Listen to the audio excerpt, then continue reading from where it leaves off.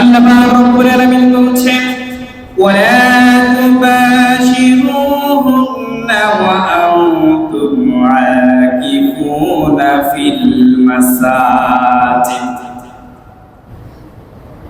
মসজিদের ভিতরে ওয়া আনতুম আকিফুনা ফিল মাসাজিদ, মসজিদের ভিতরে তোমরা ইতিকাফ করো, আত্মনিবেশ করো, নিজেকে আবদ্ধ করো। এখন ইতিকাফ এর শাব্দিক দৃষ্টিকোণ থেকে যদি আমরা দেখি, ইতিকাফ অর্থ হচ্ছে নিজেকে আবদ্ধ করে ফেলা, দৃঢ়ভাবে মজবুতভাবে নিজেকে আঁকড়ে ধরা। কারণ এই ইতিকাফ মসজিদের ভিতরে আমি নিজেকে নিজে আবদ্ধ করলাম, বন্দী করলাম, কিসের জন্য? ইবাদতের জন্য। দৃঢ়ভাবে আঁকড়ে ধরা, لزوم الشيء والحبس النفس عليه خيرا كان أم شرا। ভালো অথবা খারাপ, ভালো অথবা খারাপ কোন কাজকে বাস্তবায়ন করার জন্য নিজেকে আবদ্ধ করা, এটা হচ্ছে ইতিকাফ। আল্লাহ তাআলা এই ইতিকাফ সম্পর্কে আবদ্ধ দৃঢ়তার ব্যাপারেও কোরআনুল কারীমের ভিতরে এই শব্দটি উল্লেখ করেছেন। 21 নম্বর সূরা সূরাতুল আম্বিয়া 52 নম্বর আয়াত আল্লাহ তাআলা বলছেন ইয ক্বালা লিআবিহি ওয়া কওমিহি মা হাদিহি তামাসিলুল্লাতী আনতুম লাহা আকিফুন। তারা আবদ্ধ করে রাখতো, নিজেকে দৃঢ়ভাবে মজবুত করে আবদ্ধ করে রাখতো। আকিফুন তাহলে পারিভাষিক দৃষ্টিকোণ থেকে এই ইতিকাফকে আরেকটু আমরা জানি, লুজুমুল মসজিদ ওয়াল ইকামা ফীহি বুনিয়াতু তাকাররুবু ইলাল্লাহি তাআলা। তাকাররুবু ইলাল্লাহি তাআলা আল্লাহর কাছে অতি নিকটবর্তী হওয়ার জন্য, আল্লাহর কাছে অতি কাছে চলে যাওয়ার জন্য এই মসজিদের কাছে, মসজিদের ভিতরে নিজেকে ইবাদতের মনোনিবেশ নিয়ে আবদ্ধ করার নাম হচ্ছে ইতিকাফ। আশা করি ইতিকাফ সম্পর্কে শাব্দিক এবং পারিভাষিক দৃষ্টিকোণে আমাদের বোঝা এসেছে। অনেকেই বিশেষত গ্রামগঞ্জে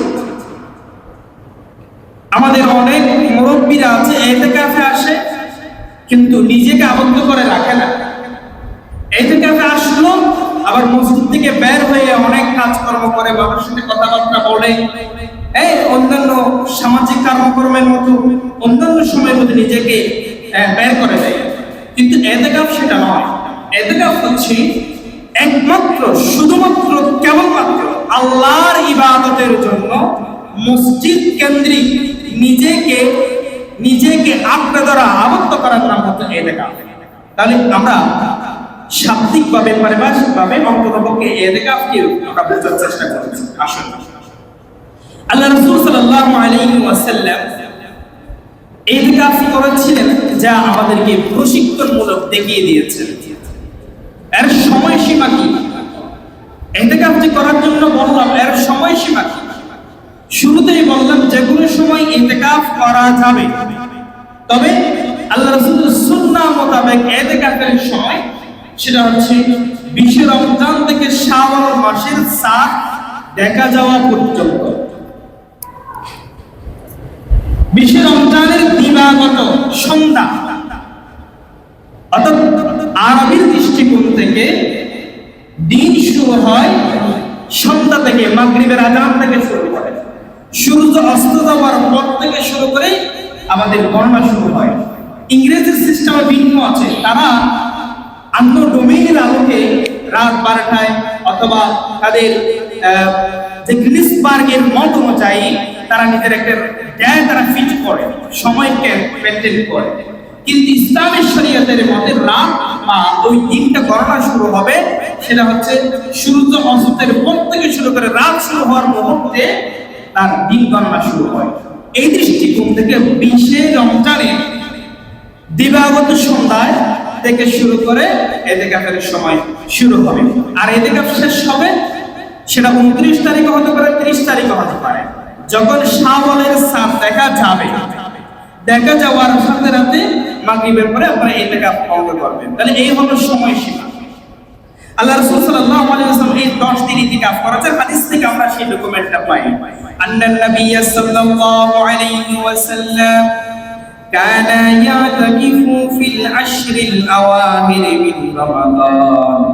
বিশ্বনবী সাল্লাল্লাহু আলাইহি ওয়াসাল্লাম তার আমলের ভিতরে দেখা যায় রমজানুল মুবারকের শেষ 10 দিন তিনি ইতিকাফে নিজেকে মনোনিবেশ করেছেন।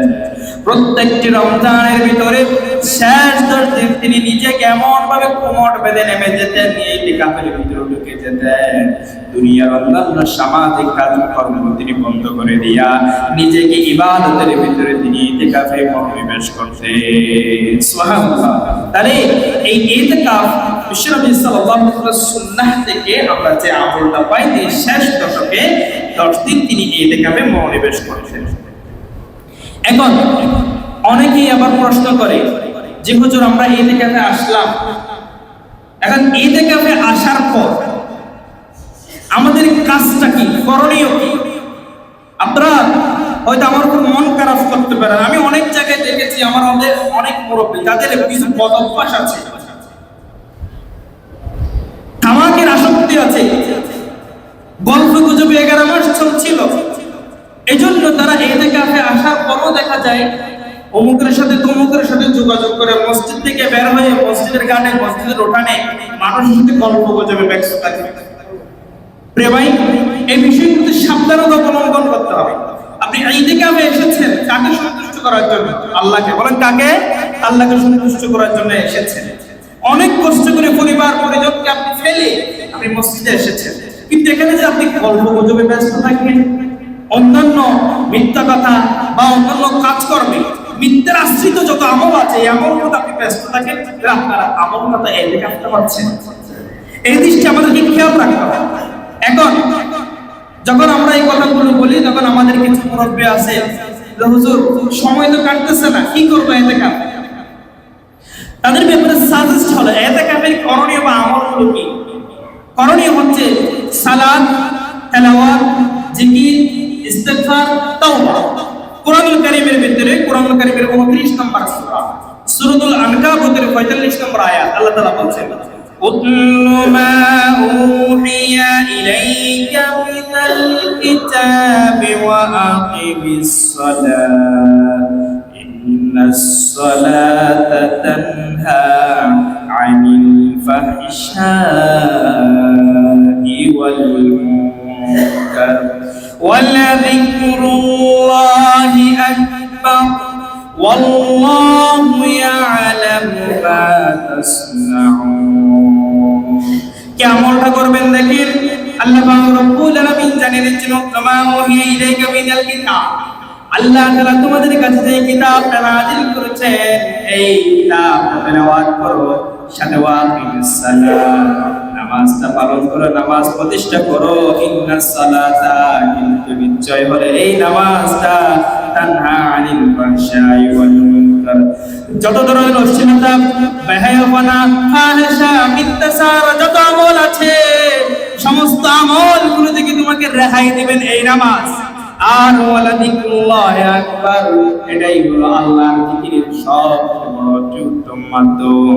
আর আল্লাহু ইয়ালামু মা তাসনাউন, মূলত মানুষকে দেখানোর জন্য আমল করো নাকি আল্লাহকে সন্তুষ্ট করার জন্য আমল করো, মনে কি আছে, ভিতরে কি আছে, বাইরে কি আছে, সব বিষয়গুলো যিনি জানেন তিনি কে?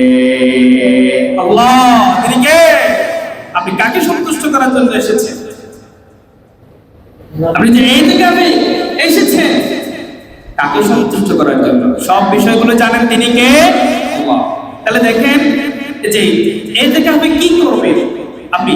তেলাওয়াত করবেন, কোরআন তেলাওয়াত। একদম রমজানের শুরু থেকে এই পর্যন্ত অনেকেই আছেন আলহামদুলিল্লাহ মাশাআল্লাহ কয়েক বছর কোরআন তেলাওয়াত করেছে।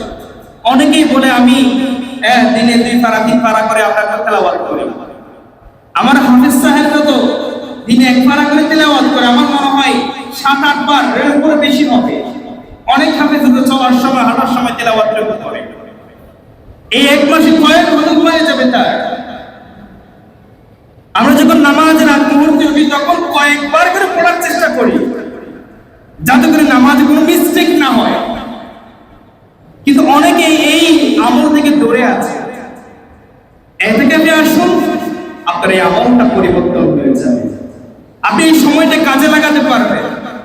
অনেক মুরব্বী আছে কোরআন তেলাওয়াত করতে পারে না, বলে আমি কোরআন তেলাওয়াত করতে পারি না, এই জন্য আমি কোরআন তেলাওয়াত করি না। এটা আপনার সর্বান একটা ভুল করছে, সর্বান একটা ভুল। একটা কোরআন নিয়ে আসে, একটা একটা শব্দ পড়ার চেষ্টা করে। চ্যালেঞ্জ, রাসূল করিম সাল্লাল্লাহু আলাইহি ওয়াসাল্লাম বলেছেন লাহু আজরা, যে ব্যক্তি কোরআন পড়তে পারে না, কোরআন পড়ার চেষ্টা করলো, কোরআন তার সওয়াবটাকে দ্বিগুণ পরিমাণ বৃদ্ধি করে দিল। সুবহানাল্লাহ। তাহলে আপনি কোরআন জানেন না বলে কোরআনে কেন দূরে থাকবেন? ওয়ালাকাদ ইয়াসসারনাল কুরআন, কোরআনটা আপনার জন্য সহজ, বাট আপনার দায়িত্ব হলো, রেসপন্সিবিলিটি হলো, you have to try for read the holy Quran. আপনি কোরআনটাকে পড়ার জন্য চেষ্টা করেন, কোরআন আপনার জন্য সহজ করে দিবেন। তিনি কে? সমাজ হবে। এদিকে আপনি আসুন, দেখবেন আপনার এই কোরআন তেলাওয়াত সহজ হয়ে যাবে। আর চমৎকার বিষয়, মসজিদে যদি আসেন প্রতিনিয়ত আপনি ইমাম সাহেব হুজুরকে পাবেন, মুয়াজ্জিন হুজুরকে পাবেন। একটা শব্দ না পারেন, হুজুরকে ডাক দেন, হুজুর আমার এই তেলাওয়াতটা শুদ্ধ হচ্ছে কিনা একটু দেখেন। আপনিও সওয়াব পেলেন, হুজুরও সওয়াব পেল, সওয়াবটা দ্বিগুণ পরিমাণ, 70 গুণ পরিমাণ সওয়াব বৃদ্ধি পেয়ে গেল। চমৎকার একটি সুযোগ। আসুন এই মসজিদের দিকে, ইতিকাফের দিকে, দেখবেন আপনার আমলটা, আপনার জিন্দেগিটা পরিবর্তন হয়ে যাবে। একটু সময়কে কাজে লাগান। আল্লাহ রাসূল সাদ্দান মাইজারাহু, যখন এই সময় আসতেন তিনি কোমর বেঁধে ফেলতেন, কাপড় বাঁধতেন। আমাদের গ্রামগঞ্জের মানুষদেরকে যারা জমিনে কাজ করে তাদেরকে আমরা দেখি, সকালবেলা যখন জমিনে যায় শ্বাস করার জন্য কোমরে একটা গামছা বাঁধে। জিজ্ঞেস করলে আপনি এই গামছা বাঁধলেন কেন? বলতে কি শক্তি পাওয়ার জন্য। আপনারা আমার থেকে অনেক বেশি বুঝবেন। একটা কাপড় যদি কোমরে বাঁধে শক্তি বেশি পাওয়া যায়। আল্লাহ রাসূল বলছেন আমি রমজানে আমল করতাম, যখন এই সময়টা আসতো, এই কাপের সময়, সাতটা মাইজারাউ, ফরদীয় বস্তুকে মজবুত করে নিতেন যাতে ইবাদতে মশগুল থাকা যায়। সমাজ হয়ে যাবে। এজন্য আসুন ইতিকাফে কি করবেন? এই যে আসেন কোরআন তেলাওয়াত করবেন, এবং অন্যান্য সময় আপনি কাজের ব্যস্ততার কারণে অনেক আমল আমাদের করার সুযোগ হয় না। ইশরাকের নামাজ, আওয়ামের নামাজ, যত ধরনের নামাজগুলো আছে, তাহাজ্জুদের নামাজও মনোনিবেশ সব আপনি সুযোগ পাবেন। ইতিকাফে আসুন। চমৎকার বিষয় হলো আমরা কদর সম্পর্কে আলোচনা করব ইনশাআল্লাহ নেক্সট টাইমে। কদরটা আমরা এই 10 দিনের ভিতরে পেয়ে যাব ইনশাআল্লাহ, কিন্তু আপনাকে চেষ্টা করতে হবে এই ইতিকাফের ভিতরে আসার জন্য। তাহলে এরপরে ওয়াস্তাগফির ইন্নাহু কানা তাওয়াবা, আপনি ইতিকাফে আসছেন, আর কিছু না পারেন ইস্তিগফার করেন, আস্তাগফিরুল্লাহ আস্তাগফিরুল্লাহ আস্তাগফিরুল্লাহ। অনেকটা হাদিসে এসেছে যে ব্যক্তি একবার আস্তাগফিরুল্লাহ পাঠ করবে, সমুদ্রের ভিতরে বিশাল যেই ফেনা আছে যা গুণ শেষ করা যায় না, মাপা যায় না, যদি একজন মুমিন বান্দা একবার যদি আস্তাগফিরুল্লাহ পাঠ করে, তার সমপরিমাণ গুণ আল্লাহ তাকে মাফ করে দেন। বলে সুবহানাল্লাহ। তাহলে আমরা এই ছোট্ট ছোট্ট ছোট্ট আমল করে আমার জীবনটাকে পরিবর্তন করতে পারি। মাত্র 10টা দিন সময় ইতিকাফে আসুন, আপনার জীবন পরিবর্তন হয়ে যাবে। আসুন এরপরে ইতিকাফের ফজিলত কি? আমরা এতক্ষণ জানলাম ইতিকাফের সময়সীমা, ইতিকাফের করণীয়, ইতিকাফ কোথায় করতে হবে, এই বিষয়গুলো আমরা জানলাম। এখন জানবো আমরা ইতিকাফের ফজিলত কি। হাদিসের ভিতরে এসেছে আন-নবী হুরায়রা রাদিয়াল্লাহু তাআলা আনহু قال قال رسول الله صلى الله عليه وسلم من اعتكف يوما ابتغاء وجه الله جعل الله بينه وبين النار 3 خندق كل خندق أبعد مما بين المشرق والمغرب। বিশ্বনবী সাল্লাল্লাহু আলাইহি ওয়াসাল্লাম জানাচ্ছেন, যে ব্যক্তি একদিন যদি ইতিকাফ থাকে, ইতিকাফা ইয়াওমান ইবতিগা, যদি কোনো বান্দা, যদি কোনো মুমিন বান্দা যদি একদিন সমপরিমাণ যদি ইতিকাফ থাকে, তাহলে জাআলাল্লাহু বাইনাহু ওয়া বাইনান নার, তার থেকে জাহান্নামের আগুন এত দূর নিয়ে যাবে, কত দূর? সালাসা ফানাদিকুন, একদিন হলো 3 পরিখা সমান জাহান্নাম দূরে চলে যাবে। সালাসা ফানাদিকুন, 3 খন্দক, এক খন্দকের দূরত্ব কত? একটি পরিখার দূরত্ব কত? কুল্লু খন্দকিন আবাদু মিম্মা বাইনাল মাশরিক ওয়াল মাগরিব, একটা পরিখার সমান হলো পূর্ব থেকে পশ্চিম পর্যন্ত যত দূরত্ব আছে, যত দূরত্ব মাপা যায় না তত দূরত্বের সমপরিমাণ হলো একটা পরিখা। যে বান্দা একদিন সমপরিমাণে ইতিকাফ করবে তার থেকে এরকম জাহান্নাম 3 খন্দক পরিমাণ দূরে চলে যাবে। সুবহানাল্লাহ।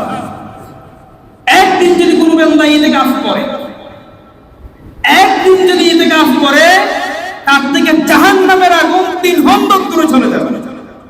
সুবহানাল্লাহি ওয়া বিহামদিহি। তাহলে দেখেন সালাসা খন্দক, আজকে আমরা সেই জাহান্নামের আগুন থেকে বাঁচার জন্য নিজে ট্রাই করি, কিন্তু কি আমলটা করব সেটা বুঝতে পারি। আসুন, আমার অনেক মুরব্বীরা, আমার অনেক যুবকেরা স্কুল কলেজ ইউনিভার্সিটি বন্ধ আছে, অন্য সমস্ত কাজগুলো বন্ধ করে দাও, স্টপ দিতে, যে দুনিয়ার যত কাজগুলো আছে সেটা স্টপ করো। আসুন এই 10 দিন আমরা ইতিকাফ করি। ইতিকাফের কারণে আমার নিজের আমলটা আমরা পরিবর্তন করতে পারবো। আর নিজে যদি আমল পরিবর্তন করতে পারে, তার জন্য তার সোসাইটি, তার সমাজ, পরিবার, পরিজন, রাষ্ট্র সব পরিবর্তন করার সুযোগ আছে। আজকে আমরা নিজেকে পরিবর্তন করতে পারি না বলে আমার সমাজ থেকে আমরা পরিবর্তন করতে পারি না। রাসূল করিম সাল্লাল্লাহু আলাইহি ওয়াসাল্লাম পুরো জিন্দেগিতে রমজানের শেষ দশক ইতিকাফ করেছেন। ইন্তেকাল যেই বছর করেছেন তিনি ওই বছরে 20 দিন ইতিকাফ করেছেন। এটা আমরা হাদিস থেকে পাই। কানা রাসূলুল্লাহ সাল্লাল্লাহু আলাইহি ওয়াসাল্লাম ইয়াতাকিফু ফি কুল্লি রমাদান 10 আইয়ামিন ফালাম্মা কানা আল-আমু আল্লাযী কুবিদা ফীহি ইতিকাফা 20 ইয়াওমান। বিশ্বনবী সাল্লাল্লাহু আলাইহি ওয়াসাল্লামের আমল থেকে জানা যায় রাসূল করিম সাল্লাল্লাহু আলাইহি ওয়াসাল্লাম এমন কোন বছর ছিল না, এমন কোন রমজান ছিল না তিনি ইতিকাফ করেন নাই। প্রতিটি বছর তিনি লাগাতার ইতিকাফ করেছেন, কিন্তু যেই বছর তিনি ইন্তেকাল করবেন ঠিক সেই বছরে 20 ইয়াওমান, 20 দিন সমান তিনি ইতিকাফ করেছেন। তাহলে বিশ্বনবী সাল্লাল্লাহু আলাইহি ওয়াসাল্লামের আমল থেকে আমরা পেলাম তিনি প্রতিটি বছর 10 দিন ইতিকাফ করতেন। শেষ দশক এই লাইলাতুল কদরকে তিনি ফাইন্ড আউট করার জন্য, উম্মতকে শিক্ষা দেওয়ার জন্য, আর তিনি ইন্তেকালের মুহূর্তে তিনি 20 দিন পর্যন্ত ইতিকাফ করেছেন। এখন আমরা ইতিকাফ করব আমরা মনে মনে নিয়ত করলাম, কিন্তু অনেকেই আছে এই ইতিকাফের ভিতরে কিছু এমন কাজ করে যা ইতিকাফের জন্য যায় না। সে আমলগুলো কি? আমাদের জরুরি কাজগুলো ছাড়া আমরা মসজিদ থেকে বের হব না। আর সুন্নত সেই আমলগুলো কি? ইতিকাফের জন্য। সুন্নত আমল তো আমরা করব, সুন্নতের বহির্ভূত যত কাজ আছে সেগুলো আমরা করে দেখব, তখন আমাদের ইতিকাফ শুদ্ধ হবে। কারণ অনেকেই জরুরি কাজ ছাড়াও বাইরে বের হয়, তাদের ইতিকাফের সমস্যা হয়ে যাবে। এজন্য সুন্নতে আমল হচ্ছে as-সুন্নাতু ফিল মু'তাকিফি আল্লা ইয়াখরুজা ইল্লা লিহাজাতি, জরুরি হাজত ছাড়া, প্রস্রাব, পায়খানা, গোসল, এই সমস্ত জরুরত হাজত ছাড়া ইতিকাফবাসী মসজিদ থেকে বের হবে না। যাদের তামাকে অভ্যস্ত তারা এই রমজানের ইতিকাফের চেষ্টা করবেন এখান থেকে দূরে থাকার জন্য, এবং অন্যান্য সমস্ত আমল গ্রামের সাথে গল্প গুজব করা এগুলো থেকে ব্যস্ত থাকবেন। যদি আলেম যদি কোনো মসজিদে ইতিকাফ থাকে এটা আরো চমৎকার। আলেম ইতিকাফ থাকলে চমৎকার একটা লাভ। আলেমের কাছ থেকে যারা ইতিকাফ থাকবে মাসালা মাসাইল গুলো শিখে নিতে পারবে। মাসালা মাসাইল শিখে নেওয়ার যখন কোরআন হাদিস প্র্যাকটিস করার জন্য সেখানে এটা গল্প গুজব নয়, এটা হচ্ছে প্রশিক্ষণ। আলেম যদি মসজিদের ভিতর থাকে অথবা একজন আরেকজনের কোরআন শিখে নেওয়া, কোরআন বোঝাই নেওয়া, হাদিস বোঝাই নেওয়া, দ্বীনি ইলম শিক্ষার ক্ষেত্রে এগুলো গল্প নয়, এগুলো শিক্ষার ক্ষেত্রে এগুলো সুন্নাত, সওয়াব আছে। অনেকে এখানে একটি ভুলাই ফেলে বলে যে মসজিদে কথা বলা যাবে, কিন্তু আপনি কোরআন হাদিসের কথা বলতে পারেন। প্র্যাকটিস করতে পারেন, শিখাইতে পারেন, প্রশিক্ষণ করতে পারেন, কিন্তু গল্প করতে পারেন না। দুনিয়ার যে গল্পগুলো আছে এই সমস্ত গল্পগুলো মসজিদের ভিতরে করা যাবে না। তাহলে আসুন, আল্লাতী বুদ্দা লাহু মিনহা ওয়ালা ইয়াউদা মারিদা, ইতিকাফ উপবাসের জন্য এই কথাগুলো বলা হচ্ছে। সে রোগীর শুশ্রূষা, রোগীকে দেখাশোনা করা, এগুলো ইতিকাফ উপবাসের জন্য যাবে না। চমৎকার একটি বিষয় হলো হাদিসের ভিতর থেকে আমরা যেটা পাই, ওয়াসুন্নাতু ফি মান ইতিকাফা আন ইয়াসুমু ওয়ালা ইয়াশহাদ জানাজা। হাদিসের একটি অংশে এসেছে ইতিকাফবাসী অতিরিক্ত আমলের ক্ষেত্রে সে জানাজায় অংশগ্রহণ করবে না। অর্থাৎ মসজিদের পাশে কোথাও জানাজা হচ্ছে, আমরা তো জানাজায় অংশগ্রহণ করলে সওয়াবের আমরা অনেক সময় বলি, সওয়াবের কথা বলি, নিঃসন্দেহে বিশাল সওয়াব, এটা হচ্ছে ফরজে কিফায়া, যাবেন। যারা ইতিকাফ করবে হাদিসের একটি অংশে পাওয়া যায় সে জানাজা অংশগ্রহণ করবে না। কারণ ইতিকাফকে এত মজবুত হিসেবে শরীয়ত তাকে ডিউটি দিল, তোমার জানাজার ভিতর থেকে ইতিকাফের ভিতরে যে সওয়াব আছে আরো সওয়াব বেশি হচ্ছে, এজন্য কোথায় যাবে না, জানাজায় যাবে। তাহলে এই কথাটা বলার কারণ হচ্ছে অনেকেই মসজিদের বাইরে চলে যায়, গল্প করে, পুকুরের গাড়ি গিয়ে বসে থাকে। এই সমস্ত আমলগুলো যাতে না হয়। ইতিকাফ করবেন, জরুরি প্রয়োজনে গোসলে যাবেন, কারোর সাথে কথা না বলে গোসল শেষে মসজিদ আবার চলে আসবেন। হাজত যেতে হচ্ছে হাজতে যাবেন, কারোর সাথে কথা না বলে দ্রুত আবার মসজিদে চলে আসবেন। এই হলো ইতিকাফের নিয়ম, ইতিকাফের সুন্নাহ। তাহলে যেই আমলটা আমরা পেলাম, একদিন যদি কেউ ইতিকাফ করে তার থেকে জাহান্নামের আগুন 3 খন্দক সমপরিমাণ দূরে চলে যাবে। সুবহানাল্লাহ। তাহলে আমরা এই আমলটা করার চেষ্টা করতে পারবো না ইনশাআল্লাহ। আজকের এই ইতিকাফ সম্পর্কিত আলোচনায় আমি আপনাদেরকে চমৎকার ইতিকাফ শাব্দিক বিষয়, ইতিকাফের ফজিলত এবং ইতিকাফের বিষয়ে কি কি আমলগুলো করবেন, কি কি আমলগুলো করলে ইতিকাফ নষ্ট হওয়ার সম্ভাবনা আছে এবং সময়সীমা কতটুকু, এই বিষয় সম্পর্কে আপনাদেরকে উপস্থাপন করার চেষ্টা করেছি।